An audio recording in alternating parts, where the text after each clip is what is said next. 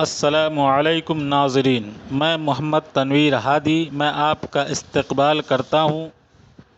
کسے چاہیے علم کی ایک اور نیو ایپیسوڈ میں۔ آپ کا اگلا سوال ہے، اللہ نے سب سے پہلے کون سی چیز بنائی تھی؟ آپ کے آپشن ہیں: اے قلم، بی فرشتے، سی آدم علیہ السلام، ڈی جنات۔ آپ کا ٹائم شروع ہوتا ہے اب۔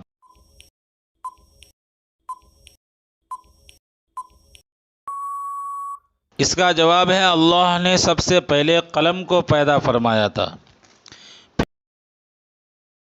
پھر اس سے کہا لکھ جو کچھ ہو چکا اور جو کچھ ہونے والا ہے۔ یعنی اللہ نے مخلوق کو پیدا کرنے سے پہلے ہی مخلوق کی قسمت یعنی تقدیر لکھ دی تھی، یعنی جو کچھ دنیا میں ہو رہا ہے وہ بھی لکھ دیا اور جو کچھ بعد میں ہوگا وہ بھی لکھ دیا تھا۔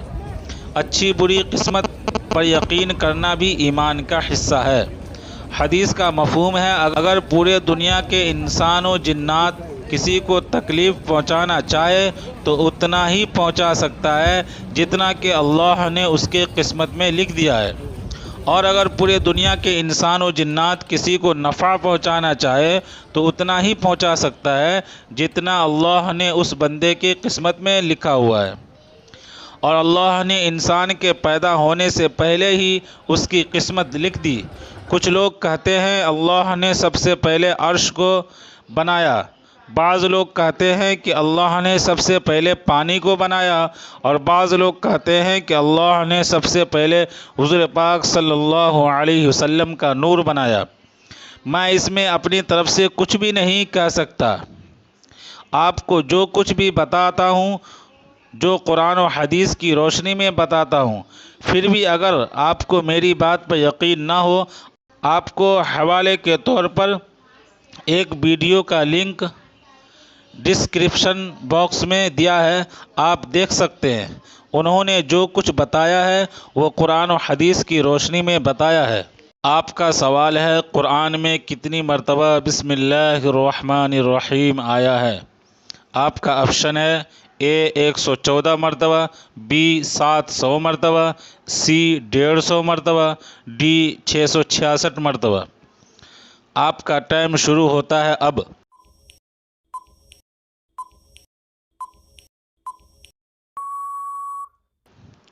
اس کا جواب ہے قرآن میں بسم اللہ الرحمن الرحیم 114 مرتبہ آیا ہے۔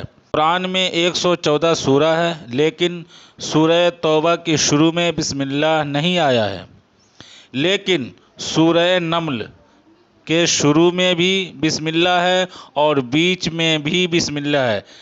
اس لیے اگر بات کی جائے سورہ کے شروع میں آنے والے بسم اللہ کی تو وہ 113 ہے، اور بات کی جائے ٹوٹل کی تو قرآن میں ٹوٹل بسم اللہ الرحمن الرحیم 114 بار آیا ہے۔ آپ کا اگلا سوال ہے، کون سا جانور شیطان کے تھوک اور آدم علیہ السلام کی مٹی سے بنا ہے؟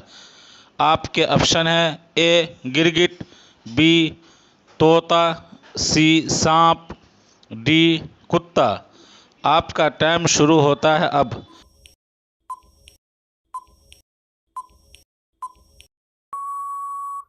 اس کا جواب ہے وہ جانور ہے کتا۔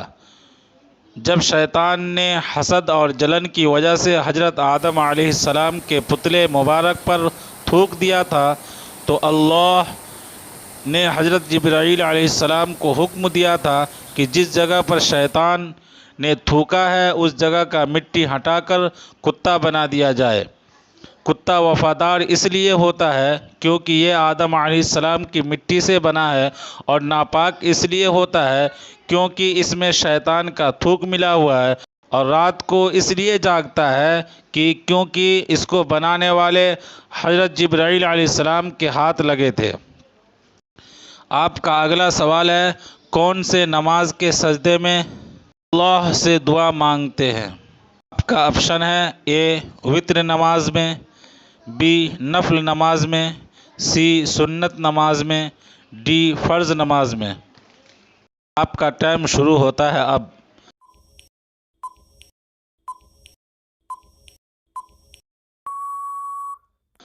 اس کا جواب ہے نفل نماز کے سجدے میں اللہ سے دعا مانگتے ہیں۔ جب آپ نفل نماز پڑھیں تو آپ سجدے کی تسبیحات کے بعد اللہ سے دعا کریں، انشاءاللہ آپ کی یہ دعا ضرور قبول ہوگی، کیونکہ بندہ سجدے کی حالت میں اللہ کے سب سے زیادہ قریب ہوتا ہے۔ آپ کا اگلا سوال ہے، میدان حشر میں انسان سے کتنے سوال ہوں گے؟ آپ کے آپشن ہیں: اے 3 سوال، بی 2 سوال، سی 5 سوال، ڈی 8 سوال۔ آپ کا ٹائم شروع ہوتا ہے اب۔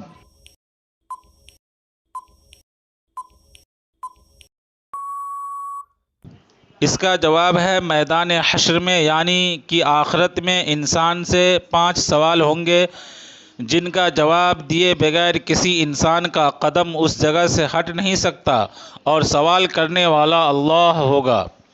پہلا سوال ہوگا، ہم نے تمہیں جو زندگی دی تھی اسے کہاں لگائے؟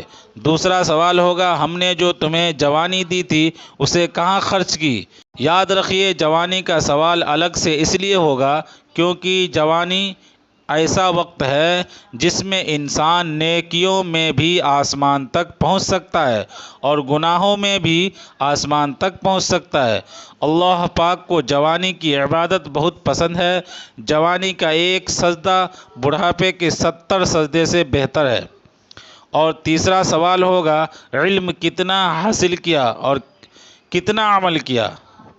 مطلب کہ جو باتیں تم جانتے تھے ان پر عمل کیوں نہیں کیا؟ چوتھا سوال ہوگا، مال کہاں سے کمایا، حلال طریقے سے یا حرام طریقے سے؟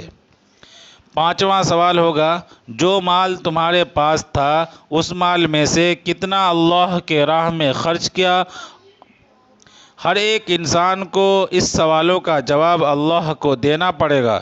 جب تک جواب نہیں دے گا تب تک وہاں سے ہٹ نہیں سکتا۔ اللہ ہم سب کو ان سارے سوالات کا جواب صحیح دینے کی توفیق عطا فرمائے، آمین ثم آمین۔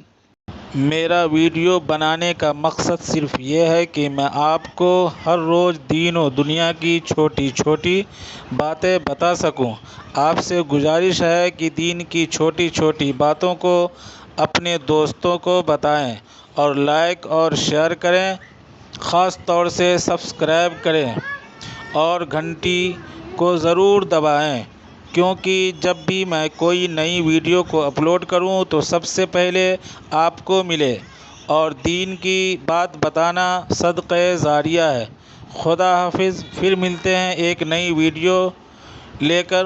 السلام علیکم ورحمۃ اللہ وبرکاتہ۔